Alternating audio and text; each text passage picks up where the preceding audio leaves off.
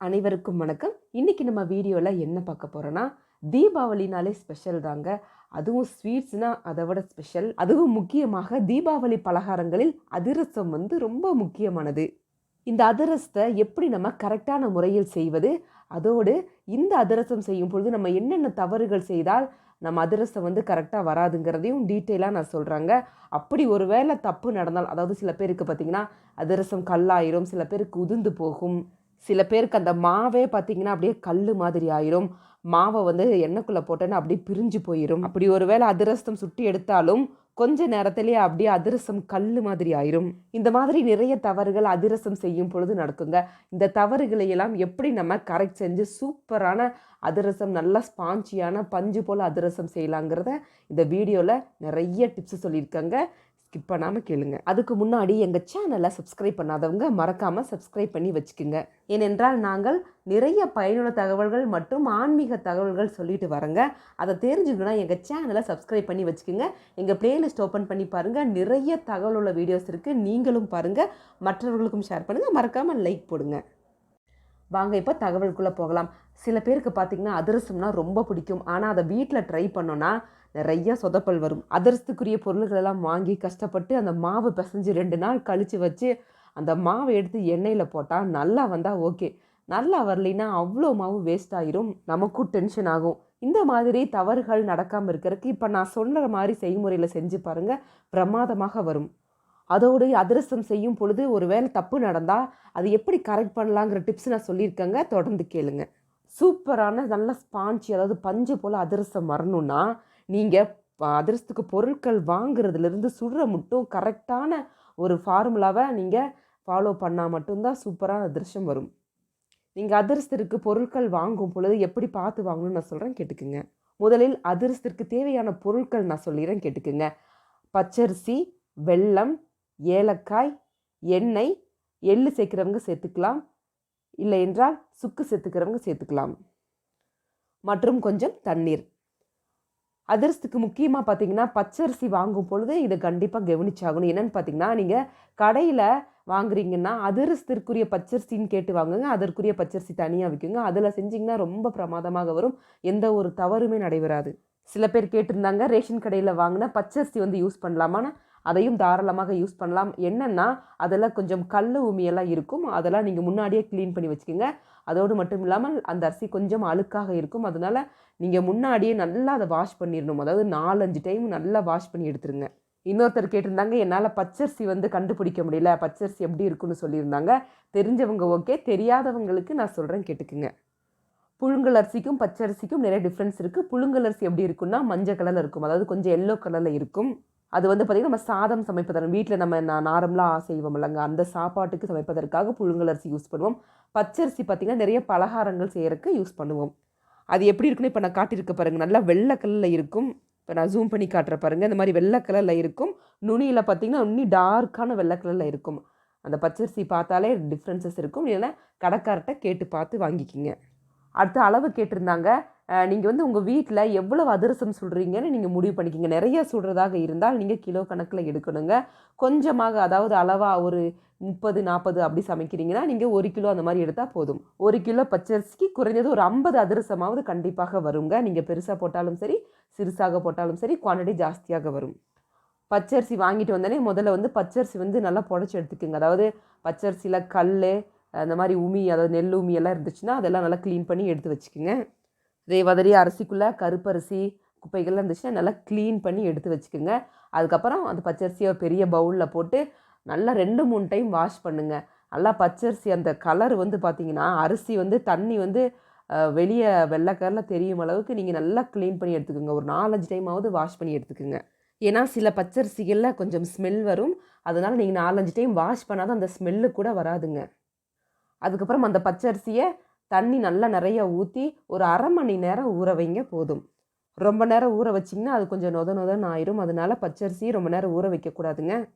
எப்படி ஊறிடுச்சுன்னு கண்டுபிடிக்கிறீங்கன்னா, அதாவது நல்லா ஊறி நல்லா பிரைட்டான கலரில் இருக்கும். அரிசி கொஞ்சம் நசுக்கி பார்த்திங்கன்னா கையிலே நல்லா நசுங்கும். அந்த மாதிரி இருந்துச்சுன்னா நல்லா ஊறிடுச்சுன்னு அர்த்தம். அரிசியை ஊற வைக்கும் பொழுதும் கண்டிப்பாக இதை கவனிச்சுக்கோங்க. 4 மணி நேரம் 5 மணி நேரம் ஊற வைக்கக்கூடாது. அரை மணி நேரம் ஊற வச்சா போதும். இன்னொருத்தர் கேட்டிருந்தாங்க பச்சரிசி எப்போ கழுவணும்னு. அதாவது பச்சரிசி வந்து நீங்கள் ஊற வைக்கிறதுக்கு முன்னாடி தான் கழுவ வேண்டும். ஊற வச்ச பிறகு நீங்கள் 4-5 டைம் வாஷ் பண்ணிங்கன்னா ரொம்ப நொதன்னு ஆயிரும். அதனால பச்சரிசி முன்னாடியே கழுவி வச்சுக்கோங்க.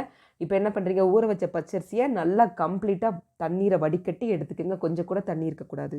மறுபடியும் அந்த பச்சரிசியை கழுவாதீங்க, அப்படியே வடிகட்டினா போதும். அதுக்கப்புறமா ஹாலில் நல்லா ஃபேனுக்கு கீழே ஒரு வெள்ளை கலர் காட்டன் துணி விரித்து வச்சுக்கோங்க. இல்லைன்னா வேறு காட்டன் துணி இருந்தாலும் பரவாயில்ல, சுத்தமான காட்டன் துணி விரித்து வச்சுட்டு அந்த பச்சரிசியை நல்லா இப்போ நான் காட்டியிருக்கலாங்க அந்த மாதிரி உதுத்தி நல்லா பரப்பி விடுங்க. ஒருத்தர் கேட்டிருந்தாங்க இந்த பச்சரிசியை வந்து வெயிலில் காய வைக்கலாமா, ஃபேன் கீழே தான் காய வைக்கணுமான்னு கேட்டிருந்தாங்க.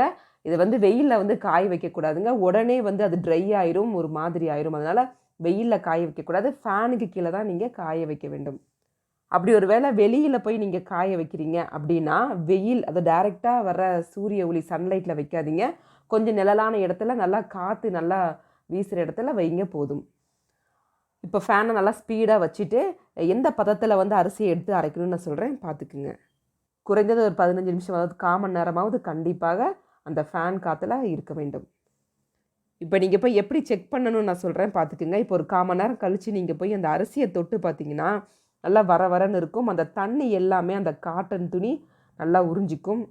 அந்த அரிசியை பார்த்தாலே தெரியுங்க, தண்ணியெல்லாம் இல்லாமல் கொஞ்சம் ட்ரையாக இருக்கும். இப்போ நீங்கள் கையில் அச்சு வச்சு கையில் எடுத்து பார்த்தீங்கன்னா இப்போ நான் காட்டுறேங்களேங்க, அந்த மாதிரி கையில் வந்து ஒட்டும். தண்ணி வந்து கையில் இருக்காது, வெறும் அரிசி மட்டும்தான் ஒட்டணும். அதே மாதிரி அரிசி ஒட்டாமலும் இருக்கக்கூடாது, ஏன்னா அப்போ ரொம்ப ட்ரை ஆயிடுச்சுன்னு அர்த்தங்க. ரொம்ப நேரம் அரிசியை காய வைக்கிறதுக்கும் விடாதீங்க. கொஞ்சம் நேரத்தில் போய் நீங்கள் டச் பண்ணி பார்த்தாலே தெரியுங்க. அரிசி வந்து பார்த்திங்கன்னா ரொம்ப காயவும் செஞ்சுருக்காது, ரொம்ப ஈரமாகவும் இருக்காது, நல்ல ஒரு ஊறி நல்ல ஒரு பதத்தில் இருக்கும். இதை கொண்டு போய் தான் நீங்கள் அரிசியை அரைச்சிட்டு வரணும். நீங்கள் கையில் எடுத்து நசுக்கி பாருங்கள், நல்லா நசுங்கி இருக்கும். இதுதாங்க கரெக்டான பதம். இந்த பதத்தில் எடுத்துகிட்டு போய் நீங்கள் உடனே வந்து அரிசி மாவை அரைச்சாக வேண்டும். அதை நீங்கள் ரைஸ் மில்லில் அரைச்சாலும் சரி, இல்லை நீங்கள் உங்கள் வீட்லேயே மிக்சி ஜாரில் அரைச்சாலும் சரி, ஆனால் இந்த பதத்தில் கொண்டு போய் உடனே அரைச்சிட்டு வரணும். இன்னும் கொஞ்சம் நேரம் அரிசியை வந்து நல்லா ட்ரை பண்ண விட்டுறாதீங்க. கொஞ்சம் ஈரப்பதத்தில் தான் இந்த அரிசியை அரைக்க வேண்டும். இதை கொண்டு போய் நீங்கள் ரைஸ் மில்லில் கொடுக்கும் பொழுது ரைஸ் மில் கரெக்டாக சொல்லுங்கள், இது வந்து அதிரசத்துக்கு அரைக்க போகிறோன்னா அது வந்து கரெக்டாக ஒரு பதத்தில் அரைச்சி கொடுப்பாரு. நீங்கள் வீட்டில் அரைக்கிறீங்கன்னா மிக்சி ஜார் எடுத்துக்கிங்க. மிக்சி ஜார் வந்து தண்ணியாக இருக்கக்கூடாதுங்க, நல்லா ட்ரையாக இருக்கணும். அதுக்குள்ளே நீங்கள் அரிசியை போட்டு என்ன பதத்தில் அரைக்கணும்னு நான் சொல்கிறேன், கேட்டுக்கோங்க. இது ரொம்ப முக்கியமானது. அதாவது இந்த அரிசியை வந்து நீங்கள் அரைக்கும் பொழுது ரொம்ப நைஸாக, அதாவது ரொம்ப ஃபைனாக அரைக்காதீங்க. கொஞ்சம் பொறுன்னு இப்போ நான் காட்டுற பாருங்கள், இந்த பதத்தில் அரைச்சா போதும். ஏன் சொல்கிறேன்னா, அதாவது ரொம்ப நைஸாக அரைச்சிங்கன்னா நீங்கள் அதிரசம் வந்து அந்த புஷ்ஷுன்னு வராது, கொஞ்சம் அப்படியே மாவு மாதிரி இருக்கும். நீங்கள் இந்த மாதிரி பதத்தில் அரைச்சிங்கன்னா சூப்பராக வரும் அதிரசம். நீங்கள் அரிசி மாவை வீட்டில் அரைச்சிருந்தாலும் சரி, ரைஸ் மில்லில் அரைச்சிருந்தாலும் சரி, வீட்டுக்கு கொண்டு வந்த உடனேயே அந்த மாவை என்ன பண்ணுறீங்கன்னா, ஒரு பெரிய தட்டு இல்லைன்னா ஒரு பெரிய காட்டன் துணி விரித்து அந்த மாவை வந்து அதில் கொட்டி நல்லா பரப்பி விடுங்க. ஏன்னா மாவு வந்து கெட்டியாகிறதுக்கு வாய்ப்புகள் இருக்குது. ஏன்னா நம்ம ஒரு நல்ல ஈரப்பதத்தில் தான் அரைச்சிட்டு வருவோம். அப்படிங்கிற போது அந்த காற்று ஃபார்ம் ஆகி மாவு வந்து கெட்டியாயிருங்க. அதனால தான் மாவை வந்து உலர்த்தி விட சொல்கிறேங்க. இன்னொன்று முக்கியமானதுங்க, அதாவது நீங்கள் அதிரசம் செய்கிறீங்கன்னா ப்ரீ பிளான்டாக எல்லா பொருளையுமே ரெடியாக எடுத்து வச்சுக்கோங்க. ஏன்னா நம்ம உடனுடனே செய்யணும். ஏன்னு சொல்கிறேன்னா, அதாவது நீங்கள் அரிசி மாவை அரைச்சிட்டு வந்த பிறகு அந்த சூட்டிலேயே பார்த்தீங்கன்னா இந்த பாகை போட்டு நீங்கள் மாவு பிசைஞ்சிங்கன்னா சூப்பராக வரும் அதிரசம். அடுத்து அதிரசம் செய்வதற்கு வெள்ளைப்பாகு எப்படி தயாரிக்கணும்னு சொல்கிறேன், கேட்டுக்குங்க. அதிரசம் செய்வதற்கு முக்கியமானது பார்த்திங்கன்னா இந்த வெள்ளைப்பாகு. இந்த வெள்ளைப்பாகில் நம்ம செய்கிற தவறு தான் மொத்த அதிரசத்தையும் கொலாப்ஸ் பண்ணிவிடும். அதனால் அந்த வெள்ளைப்பாகு செய்யும்போது நம்ம ரொம்ப கவனித்து செய்ய வேண்டும். இப்போ நான் அளவு சொல்லிக்கிறேன், கேட்டுக்குங்க. 1 கிலோ பச்சரிசிக்கு 3/4 கிலோ வெல்லம் போட்டால் போதும். வெள்ளைப்பாகு கொஞ்சம் ஜாஸ்தியாக இருந்தாலும் பரவாயில்லைங்க, யூஸ் பண்ணிக்கலாம். கம்மியாச்சுன்னா மறுபடியும் நீங்கள் வெள்ளைப்பாகு தயாரிக்கும் பொழுது என்ன ஆகுனா, அந்த வேரியேஷன்னால் உங்களுக்கு மாவு வந்து கரெக்டான பதத்தில் வராது. அதனால் நீங்கள் வெள்ளைப்பாகு கொஞ்சம் ஜாஸ்தியாகவே பண்ணி வச்சுக்குங்க. கடையிலேருந்து வெல்லம் வாங்கிட்டு வந்தோன்னா நல்லா சின்ன சின்னதாக பொடிச்சு வச்சுக்குங்க. இப்போ என்ன பண்ணுறீங்க, நல்லா ஒரு பாத்திரம் எடுத்து அந்த வெல்லத்தை போட்டுட்டு தண்ணி அளவு எப்படி சொல்கிறேன், கேட்டுக்குங்க. அதாவது வெல்லம் போட்ட பிறகு தண்ணி வந்து வெல்லம் மூழ்கிற அளவுக்கு ஊற்றினா போதும். இப்போ நான் காட்டியிருக்கலங்க, அதாவது வெல்லம் மூழ்கிற அளவுக்கு ஊற்றினா போதும். நிறைய ஊற்றிடாதீங்க, ஏன்னா பாகு வர்றதுக்கு ரொம்ப நேரம் ஆயிரும். அப்படி இன்னொரு டைம் சொல்கிறேன், கேட்டுக்குங்க. அதாவது அந்த பாத்திரத்தில் வெல்லம் போட்ட பிறகு அந்த வெல்லம் வந்து மூழ்கியது இப்போ நான் காட்டியிருக்கலங்க, அதாவது கொஞ்சம் ஒரு அளவுக்கு வெல்லத்துக்கு மேலே கொஞ்சம் தண்ணி ஊற்றினா போதும். இந்த தண்ணி ஊற்றின பிறகு நீங்கள் அடுப்பில் வச்சு பாகு ரெடி பண்ணலாம். அதே மாதிரி அடுப்பில் தீ வந்து பார்த்திங்கன்னா சிம்மில் வச்சுருங்க, இல்லைன்னா மீடியம் லெவலில் வைங்க, ரொம்ப அதிகமான லெவலில் வைக்காதீங்க. அதே மாதிரி இந்த வெள்ளத்தை அடுப்பில் வச்ச பிறகு லைட்டாக கொஞ்சம் கிளறிக்கிட்டே இருங்க. ஏன்னா அடி பிடிக்கிறதுக்கு வாய்ப்புகள் இருக்குது, அதனால் கிளறி விட்டுட்டே இருங்க.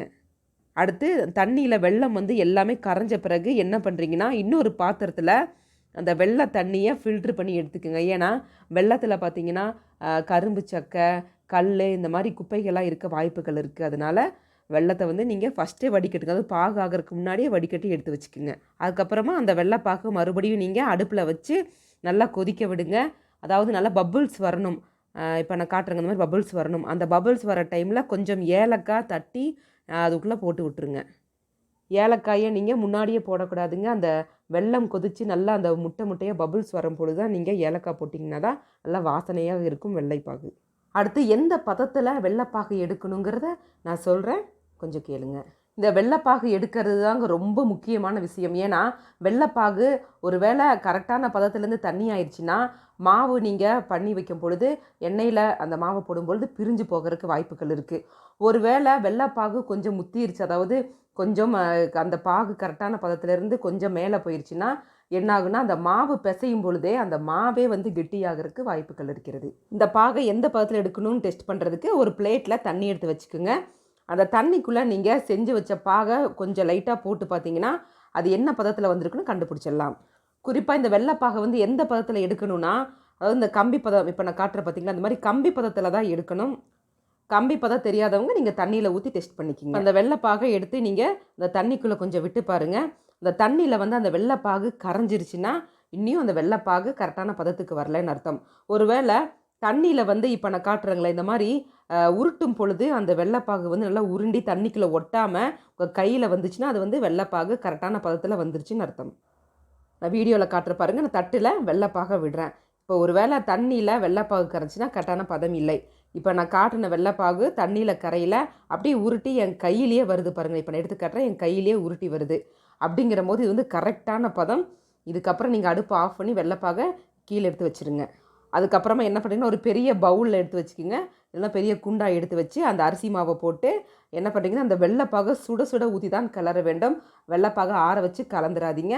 அப்போவே எல்லாமே பண்ணணும். அப்போ தான் வந்து கரெக்டான பதம்லாம் மாவு வந்து ரெடி ஆகும். இப்போ அந்த அரிசி மாவுக்குள்ளே நீங்கள் வெள்ளைப்பாகு ஊற்றும் பொழுது வடிகட்டி ஊற்றுங்க. ஏன்னா ஏலக்காய் போட்டிருக்கோம். அந்த ஏலக்காய் வந்து சில பேருக்கு வந்து அந்த அதிரசமில் சாப்பிட்டா பிடிக்காது. அதனால் வெள்ளைப்பாகை வடிகட்டி நீங்கள் அந்த அரிசி மாவுக்குள்ளே ஊற்றிடுங்க. அதே மாதிரி இந்த வெள்ளைப்பாகு வந்து ரொம்ப சூடாக இருக்குங்க, கையில் பிசைய முடியாது. அதனால் கரண்டி இல்லைன்னா ஸ்பூன் யூஸ் பண்ணி அந்த மாவை வந்து நல்லா கிளறி விடுங்க. இப்போ நான் சொல்கிறது எல்லாமே நோட் பண்ணி வச்சுக்கோங்க. என்னென்னா மாவுக்குள்ளே வந்து நீங்கள் வெள்ளைப்பாகு கொஞ்சம் கொஞ்சமாக தான் ஊற்றணும். நிறைய ஊற்றுனீங்கன்னா மாவோட அளவுக்கு வெள்ளைப்பாகு ஜாஸ்தியாகி மாவு வந்து கொல கொலன்னு ஆயிரும். அதனால் நீங்கள் கொஞ்சம் கொஞ்சமாக வெள்ளைப்பாகு ஊற்றி கிளறி விடுங்க. இந்த மாதிரி நல்லா ஸ்பூனில் நல்லா கிளறி விட்டு கொஞ்சம் கொஞ்சமாக வெள்ளைப்பாகு ஊற்றுங்க. மாவு வந்து கெட்டியாகிற அளவுக்கு நீங்கள் ஸ்பூன் அல்லது கரண்டியில் பிசைஞ்சு விட்டுட்டே இருங்க. நான் முன்னாடி சொன்ன மாதிரி தாங்க வெள்ளைப்பாகு கொஞ்சம் எக்ஸ்ட்ராவே எடுத்து வச்சுக்கோங்க. ஏன்னா ஒரு வேளை வெள்ளைப்பாகு பத்திரினா நீங்கள் மறுபடியும் வெள்ளைப்பாகு செய்கிறதுக்கு டைம் ஆகும். அதோடு மட்டும் இல்லாமல் அந்த வெள்ளைப்பாகுனால கண்டென்ட் வந்து வேரியேஷன் ஆகும். இது ஒரு பதத்தில் வந்திருக்கும், அது ஒரு பதத்தில் வந்திருக்கும். அப்படிங்கிற போது அந்த அரிசி மாவில் நீங்கள் கலந்தீங்கன்னா அந்த அரிசி மாவு வேஸ்ட்டாக போயிடும். கரெக்டான பதத்தில் அதிரசம் வராது. ஒரே வெள்ளைப்பாகில் தான் நீங்கள் அரிசி மாவு பிசைய வேண்டும். எக்ஸ்ட்ரா கூட பண்ணி வச்சுக்கோங்க. மீதம் இருக்கிற வெள்ளைப்பாகு நீங்கள் வேறு ஏதாவது ஸ்வீட் செஞ்சுக்கலாம். அந்த வெள்ளைப்பாகை நல்லா அரிசி மாவில் நல்லா பிசைஞ்சு வச்சுக்கோங்க. இப்போ நான் காட்டுறேங்களங்க, இந்த பதத்தில் தான் நீங்கள் வந்து அரிசி மாவு, அதாவது பச்சை மாவு வந்து பிசைஞ்சு வைக்கணும். அப்போ தான் கரெக்டாக நீங்கள் 2 நாள் கழித்து எடுக்கும்போது கெட்டியாக இருக்கும். இப்போ பார்த்தீங்கன்னா ரொம்ப தண்ணியாக போச்சுன்னா நீங்கள் 2 நாள் ஆனாலும் அதே தண்ணியில் தான் இருக்கும்.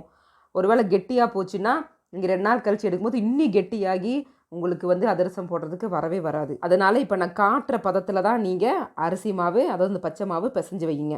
அடுத்து இந்த அரிசி மாவுக்குள்ளே அதாவது வேணுங்கிறவங்க இந்த பேக்கிங் சோடா யூஸ் பண்ணலாம், வேண்டாதவங்க விட்டுறலாங்க. கொஞ்சமாக பேக்கிங் சோடா, கொஞ்சமாக பேக்கிங் பவுடர் வந்து போட்டு வச்சுக்கோங்க. இது வந்து உங்களுடைய விருப்பம் தான். சேர்க்குறவங்க சேர்க்கலாம், இல்லைன்னா விட்டுறலாங்க. இதில் நல்லா கலந்து விட்டுட்டு சுக்கு சேர்க்குறவங்க சுக்கு சேர்த்துக்கொள்ளலாம். அதே மாதிரி எள்ளு சேர்க்குறவங்களும் எள்ளு சேர்த்துக்கொள்ளலாம். சுக்கு சேர்க்குறவங்க சுக்கை வந்து நல்லா அரைச்சி போடணும், இல்லைனா சுக்கு பவுடர் இருந்தால் கொஞ்சமாக நீங்கள் தூவி விடலாம். அப்படி இல்லைன்னா வெள்ளைப்பாகுலே நீங்கள் காய்ச்சி போட்டுக்குங்க. சுக்கு வந்து ரொம்ப உடம்புக்கு நல்லதுங்க, ஜீரண பிரச்சனைக்கும். அதே மாதிரி சில பேருக்கு அந்த வாசனை ரொம்ப பிடிக்கும். அப்படிங்கிறவங்க கொஞ்சமாக சுக்கு சேர்த்துக்கொள்ளலாம். இந்த பொருட்களையெல்லாம் நல்லா கிளறி நல்லா பிசைஞ்சு விட்டு என்ன பண்ணுறீங்கன்னா, அந்த பாத்திரத்தில் லைட்டாக மேலே நெய் அல்லது எண்ணெய் ஊற்றி நல்லா டைட்டாக மூடி வச்சிடணுங்க, காற்று போகக்கூடாது. சில பேர் துணி வச்சு நல்லா இறுக்கமாக கட்டி மூடி போடுவாங்க. இல்லை டைட்டு கண்டெய்னர் இருந்துச்சுன்னா நீங்கள் அதில் போட்டு நல்லா இறுக்கமாக மூடி வச்சுருங்க. அடுத்து முக்கியமானது, மாவை வந்து எத்தனை நாள் ஊற விடணும்னு கேட்டிருந்தாங்க. மாவை வந்து அட்லீஸ்ட் 2 நாளாவது நீங்கள் ஊற வைக்கணுங்க. அப்போவே பண்ணி உடனே அதிரசம் சுட முடியாது, நல்லா இருக்காது, பச்சை மாவு மாதிரி வாசனை வீசும், அது மாதிரி நல்லாவும் வரவும் செய்யாதுங்க. அதனால் அட்லீஸ்ட் 1 நாளாவது ஊற வைக்கணும். நீ 2 நாள் 3 நாள் ஊற வச்சிங்கன்னா சூப்பராக வரும் அதிரசம். ஆனால் பொதுவாக எல்லாருமே 2 நாள், அதாவது 2 நைட்டு 2 பகல் ஊற வைக்க வேண்டும். இப்போ 2 நாள் கழித்து நீங்கள் அந்த மாவை எடுத்து பார்த்தீங்கன்னா நல்லா பபுள்ஸ் வந்திருக்கும். இப்போ நான் காட்டியிருக்க பாருங்கள், இந்த மாதிரி நல்லா பபுள்ஸ் வந்திருக்கும். அதாவது பபுள்ஸ் வந்துச்சுன்னா நல்லா மாவு வந்து ஊறி இருக்குன்னு அர்த்தங்க. நல்லா புளிச்சு போயிருக்கும், நல்லா ஊறி இருக்கும். இந்த டைமில் எடுத்து நீங்கள் அதிரசம் போட்டிங்கன்னா வேறு லெவலில் இருக்கும். இப்போ பாருங்கள், நான் மாவை எடுத்து காட்டுறேன். நல்லா ஊறிடுச்சு, நல்லா உருண்டை பிடிக்கிற அளவுக்கு நல்ல பதத்தில் வந்துருச்சுங்க. இதுதான் கரெக்டான பதம். அதாவது ரொம்ப கொலன்னு இல்லை, ரொம்ப கெட்டியாகவும் இல்லை, கரெக்டான பதத்தில் வந்துருச்சு. இந்த பதத்தில் தாங்க நீங்கள் அதிரசம் போட வேண்டும். இதுதான் கரெக்டான பதம். இதுக்கப்புறம் என்ன பண்ணுறீங்கன்னா, அடுப்பை பற்ற வச்சு வானொலி எடுத்து வச்சுக்கோங்க, அதாவது பேன் எடுத்து வச்சுட்டு தேவையான அளவு எண்ணெய் ஊற்றிக்கிங்க. அடுப்பை வந்து சிம்லேயே வைங்க. ரொம்ப எண்ணெய் காய வச்சிங்கன்னா நீங்கள் அதிரசம் போட்ட உடனே கருகி வந்துடும். அதனால் எண்ணெய் வந்து நீங்கள் மீடியம் ஃப்ளேம் இல்லைன்னா ஸ்லிம் ஃப்ளேமில் வச்சு அடுப்பான்னு வச்சுக்கோங்க. அடுத்து அதிரசம் போடுறதுக்கு என்ன பண்ணுறீங்கன்னா, இலை இல்லைன்னா பிளேட்டு இல்லைன்னா கையில், இதில் எது வேணாலும் நீங்கள் யூஸ் பண்ணலாம்.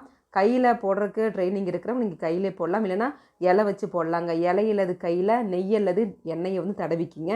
நான் சும்மா போட்டால் ஒட்டிக்குங்க. அதனால் நெய்யல்லது எண்ணெய் தடவிட்டு, அதே மாதிரி மாவையும் நீங்கள் எடுக்கும்பொழுது கொஞ்சம் எண்ணெயில் டிப் பண்ணி எடுத்து நல்லா உருண்டை பண்ணி கையிலலாம் தட்டி எடுத்துக்குங்க. நடுவுலையும் கொஞ்சம் ஓட்டை போட்டுக்குங்க, அப்போ தான் அது கரெக்டாக வேகும். அதனால தான் மாவை பார்த்தாலே தெரியுது அதிரசம் சூப்பராக வரும்னு நினைக்கிறேன். வாங்க பார்க்கலாம்.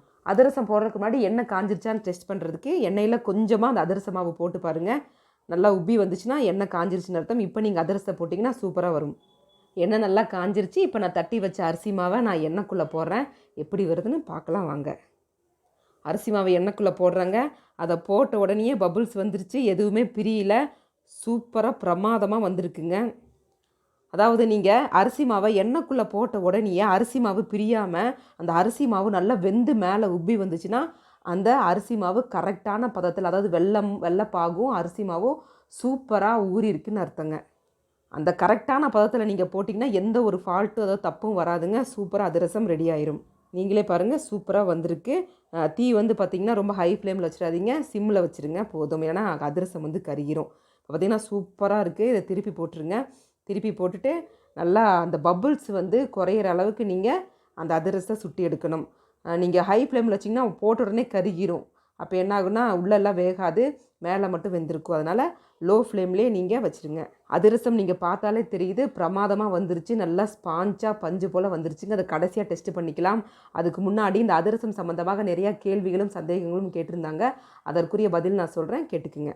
ஒருத்தர் கேட்டிருந்தாங்க, அரிசியில் பண்ணாமல் அரிசி மாவு கடையில் வாங்கி டைரெக்டாக வெள்ளைப்பாகு போட்டு அதிரசம் செய்யலாமான்னு கேட்டிருந்தாங்க. அப்படி பண்ணிங்கன்னா உங்களுக்கு அதிரசம் வராதுங்க. கடையில் விற்கிற அரிசி மாவு வந்து வேறு பலகாரங்கள் பண்ணுறதுக்கு யூஸ் பண்ணலாம், ஆனால் அதிரசத்திற்கு கண்டிப்பாக செட் ஆகாதுங்க. ஏன்னா நானே முன்னாடி சொல்லியிருப்பேன், அரிசி மாவு ரெடி பண்ணுறதுக்கு அரிசியை நிறைய ப்ரொசீஜரில் பண்ணி தான் நீங்கள் அரிசி மாவை தயார் பண்ண வேண்டும். அதாவது அரிசியை நீங்கள் ஊற வைக்கணும், அதை காய வைக்கணும், அதை கரெக்டான அரைக்கணும், கரெக்டான பதத்தில் வெள்ளைப்பாகு போடணும், இந்த மாதிரி நிறைய ப்ரொசீஜர் இருக்குது. அதனால் அரிசி மாவை டைரெக்டாக வாங்கி செய்யாதீங்க. அப்படி பண்ணாலும் கரெக்டான பதத்தில் வராது. அப்படி ஒரு வேளை யாருக்காச்சும் வந்துச்சுன்னா கமெண்ட் பாக்ஸில் கமெண்ட் பண்ணுங்கள், நாங்கள் தெரிஞ்சுக்கிறோம். அடுத்து இன்னொருத்தர் கேட்டிருந்தாங்க, நான் வந்து அரிசி மாவெல்லாம் பிசைஞ்சு வச்சுட்டேங்க, மூடி வச்சு 2 நாள் கழித்து ஓப்பன் பண்ணி பார்த்தா மாவு வந்து கல்லாட்டம் ஆயிடுச்சு, கையில் எடுக்கவே முடியல, அப்படியே பாத்திரத்துலேயே ஒட்டிருச்சுங்க, நான் என்ன பண்ணுறது, என்ன தப்பு நடந்ததுன்னு கேட்டிருந்தாங்க. இதுக்கு ஒரே காரணம் பார்த்திங்கன்னா, வெள்ளைப்பாகு காய்ச்சறத நீங்கள் மிஸ்டேக் பண்ணியிருப்பீங்க. வெள்ளைப்பாகு வந்து நீங்கள் முத்தி போய் எடுத்திருப்பீங்க. அதாவது அந்த கம்பி பதத்தில் இல்லாமல் கொஞ்சம் கேரமல் வந்து அதிகமான பதத்தில் எடுத்திருப்பீங்க. அதனால் வெல்லம் என்ன ஆகுன்னா இறுகி போய் மறுபடியும் கெட்டியான கண்டென்ட்டுக்கு போகிடும். அதனால தான் வெள்ளைப்பாகு செய்யும் பொழுது கரெக்டான பதத்தில் நீங்கள் எடுக்கணும். அந்த மாவை என்ன பண்ணுறதுன்னு கேட்டிருந்தீங்க. இதை வேணால் ட்ரை பண்ணி பாருங்கள். என்னென்னா, அந்த மாவை கத்தி இல்லைனா கரண்டியில் நல்லா குத்தி எடுத்துருங்க. அதுக்கப்புறமா நல்லா பொடி பொடியாக உடச்சி அந்த மாவுக்குள்ளே கொஞ்சம் சுடுதண்ணியை ஊற்றி லைட்டாக கொஞ்சம் கிளறி விடுங்க. ஸ்பூன் அல்லது கரண்டியால் கிளறி விட்டிங்கன்னா கொஞ்சம் மாவு வந்து ஃப்ரீ ஆயிரும். கொஞ்ச நேரம் கழித்து மாவு ஆறின பிறகு நல்லா கையில் பிசைஞ்சு கொஞ்சமாக எண்ணெயில் நெய் ஊற்றி சின்ன சின்ன உருண்டையாக போட்டு தட்டி நீங்கள் எண்ணெய்க்குள்ளே போட்டு பாருங்கள். அதிரசம் மாதிரியே இன்னொரு ஸ்வீட்டு வருங்க. ஆனால் அதிரசம் கிடையாது. ஏன்னா அத்தனை மாவையும் நம்ம வேஸ்ட்டு பண்ண முடியாது. அதனால் இந்த மாதிரி ட்ரை பண்ணி பாருங்கள்.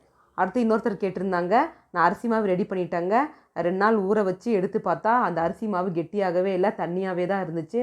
சரின்னு அப்படி எப்படி உருண்டை பண்ணி எண்ணெய்க்குள்ளே போட்டால் அந்த அரிசி மாவெல்லாம் பிரிஞ்சு போயிடுச்சு, அதிரசமே வரல, பொடி பொடி ஆயிடுச்சு, என்ன பண்ணுறதுன்னு கேட்டிருந்தாங்க. இதில் எங்கே தப்பு நடந்துச்சுன்னா, நீங்கள் வந்து அரிசி மாவுக்குள்ளே வெள்ளைப்பாகு ஜாஸ்தியாக ஊற்றிருப்பீங்க. அதனால தான் வெள்ளைப்பாகு வந்து கெட்டியாகாமல் தண்ணியாகவே இருந்திருக்கு. எண்ணெய்க்குள்ளே போட்டோன்னையும் அரிசி மாவு பிரிஞ்சு போயிடுச்சுங்க. அதனால் அரிசி மாவு பிசையும் பொழுது நீங்கள் அரிசி மாவை வெள்ளைப்பாகு கரெக்டான அளவில் ஊற்றுங்க, ரொம்ப ஜாஸ்தியாக ஊற்றிடாதீங்க. இதுதான் அவங்க இதை எப்படி சரி பண்ணணும்னா, நீங்கள் ஊற வச்ச அந்த அரிசி மாவுக்குள்ளே இன்னும் கொஞ்சம் அந்த பச்சரிசி மாவை போட்டு நான் முன்னாடி காட்டினலைங்க அந்த பதத்தில் வர அளவுக்கு நீங்கள் மாவை வந்து பிசைஞ்சு வைங்க. அந்த மாவுக்குள்ளே கொஞ்சமாக பேக்கிங் சோடா, அது உங்களுடைய விருப்பம் தான், போடுறதுனா போடலாம். அந்த பேக்கிங் சோடா போட்டு நல்லா பிசைஞ்சு விட்டு அதுக்கு மேலே எண்ணெய் அல்லது நெய் ஊற்றி நல்லா க்ளோஸ் பண்ணி வச்சுருங்க. இதை வந்து நீங்கள் 1 நாள் வைக்கலாம், 2 நாள் வைக்க தேவையில்லை. அதுக்கப்புறமா எடுத்து சுட்டு பாருங்கள், நல்லா வரும். அடுத்து இன்னொருத்தர் கேட்டிருந்தாங்க, நான் மாவெல்லாம் ரெடி பண்ணிட்டாங்க, 2 நாள் கழித்து மாவு பார்த்தா சூப்பராக வந்துருந்துச்சு, அதை எடுத்து எண்ணெய்க்குள்ளே போட்டேன், அதிரசமும் பிரியல, சூப்பராக வந்துச்சு. ஆனால் அந்த அதிரசம் கொஞ்ச நேரம் கழித்து எடுத்து பார்க்கும் பொழுது கல் மாதிரி ஆயிடுச்சு. இதுக்கு என்ன பண்ணுறதுன்னு கேட்டிருந்தாங்க. இதுக்கு என்ன காரணமாக இருக்குன்னு பார்த்தீங்கன்னா, அரிசி மாவு நல்லா ஊறி இருக்காதுங்க வெள்ளைப்பாகோட. அப்படி இல்லைன்னா அரிசி மாவு ஜாஸ்தியாக இருக்கும் வெள்ளைப்பாகை விட. இந்த மாதிரி இருந்துச்சுன்னா கல்லாக வர்றதுக்கு வாய்ப்புகள் இருக்கிறது. இதுக்கு என்ன பண்ணுறீங்கன்னா, இன்னும் 1 நாள் எக்ஸ்ட்ரா ஊற வச்சு பாருங்கள், ஊற வச்சு எடுத்து சுட்டு பாருங்கள், மறுபடியும் கல் மாதிரி வந்துச்சுன்னா இதை செஞ்சு பாருங்கள், நல்லா வரும். அந்த அரிசி மாவுக்குள்ளே கொஞ்சமாக பேக்கிங் பவுடர் போட்டு நல்லா கையில் பிசைஞ்சு மறுபடியும் ஒரு அரை நாள் ஊற வச்சு சுட்டு பாருங்கள், அதிரசம் சாஃப்டாக சூப்பராக வரும். அடுத்து இன்னொருத்தர் கேட்டிருந்தாங்க, எனக்கு வந்து அதிரசம் வந்து சாஃப்டாக வேண்டாம், கொஞ்சம் மேலே கிறிஸ்பியாக வேணும், உள்ளே வந்து சாஃப்டாக வேணும், அது எப்படி பண்ணுறதுன்னு கொஞ்சம் சொல்லுங்கன்னு கேட்டிருந்தாங்க. அதாவது அதிரசம் மேக்ஸிமம் வந்து சாஃப்டாக தாங்க வரும். மேலே கிறிஸ்பியாக வரைக்கும் என்ன பண்ணுறீங்கன்னா, கொஞ்சமாக பேக்கிங் சோடா போட்டு நல்லா பிசைஞ்சு சுட்டு பாருங்கள், மேலே வந்து நல்லா கிறிஸ்பியாக இருக்கும், உள்ளே சாஃப்டாக இருக்கும். அதே மாதிரி இன்னொருத்தர் கேட்டிருந்தாங்க, எனக்கு அதிரசம் சாப்பிடும் பொழுது மாவு மாதிரி இருக்கக்கூடாதுங்க, கச்சாயமெல்லாம் இருக்கும்ல, அந்த மாதிரி இழுத்து சாப்பிட்ற மாதிரி வேணும், அதுக்கு ஏதாவது டிப்ஸ் சொல்லுங்கன்னு கேட்டிருந்தாங்க. இந்த மாதிரி வரதுக்கு என்ன பண்ணுறீங்கன்னா, நீங்கள் அரிசி மாவில் வெள்ளைப்பாகு போடுறதுக்கு முன்னாடி அந்த அரிசி மாவில் கொஞ்சமாக மைதா மாவு போட்டு நல்லா அரிசி மாவை பிசைஞ்சிட்டு அதுக்கப்புறமா வெள்ளைப்பாகு ஊற்றி பிசைஞ்சு ஊற வச்சு போட்டு பாருங்கள், அதிரசம் நீங்கள் சொன்ன மாதிரி வரும். இந்த மாதிரி அதிரசம் செய்வதற்கு நிறைய கேள்விகளும் சந்தேகங்களும் உங்களுக்கும் இருக்குங்க. அதற்குரிய பதில் வேணும்னா கமெண்ட் பாக்ஸில் கமெண்ட் பண்ணுங்கள், கண்டிப்பாக நாங்கள் ரிப்ளை பண்ணுறோம். இப்போ நான் செஞ்சு வச்ச அதிரசத்தை உங்களுக்கு நான் காட்டுறேன், எப்படி வந்திருக்குன்னு நீங்களே பாருங்கள். இப்போ நான் செஞ்சு வச்ச அதிரசத்தை பிச்சு காட்டுற பாருங்கள், அருமையாக வந்திருக்கு, உள்ளெல்லாம் சூப்பராக வெந்திருக்குதுங்க. சாப்பிட்டு பார்த்தேன், கரெக்டான ஸ்வீட்டில் ரொம்ப மணமாக வந்திருக்கு. நான் சொன்ன ஃபார்மெட்டில் நீங்கள் ட்ரை பண்ணி பாருங்கள், இதே மாதிரி அதிரசம் உங்களுக்கும் வரும். இந்த அதிரசத்தை வெள்ளைப்பாகுல மட்டும் இல்லைங்க, சர்க்கரை யூஸ் பண்ணி சர்க்கரை பாகுல கூட அருமையாக பண்ணலாம். அதை எப்படி பண்ணலாங்கிறத அடுத்த வீடியோவில் சொல்கிறாங்க, அதோட லிங்க் வந்து டிஸ்கிரிப்ஷனில் இருக்குது, அதை பார்த்து நீங்களும் செஞ்சு பாருங்கள், ரொம்ப அருமையாக இருக்கும். இந்த மாதிரி பயனுள்ள தகவல்கள் உங்களுக்கு வேணும்னா எங்கள் சேனலை சப்ஸ்கிரைப் பண்ணி வச்சுக்கோங்க, எங்கள் பிளேலிஸ்ட் ஓப்பன் பண்ணி பாருங்கள், நிறைய ஆன்மீக சம்பந்தமான வீடியோக்கள் இருக்கும், பயனுள்ள தகவல்களும் இருக்கும், நீங்களும் கேளுங்க, மற்றவர்களுக்கும் மறக்காமல் ஒரு லைக் போட்டுட்டு போங்க. எல்லாம் நன்மைக்கே. நன்றி. வாழ்க வளமுடன்.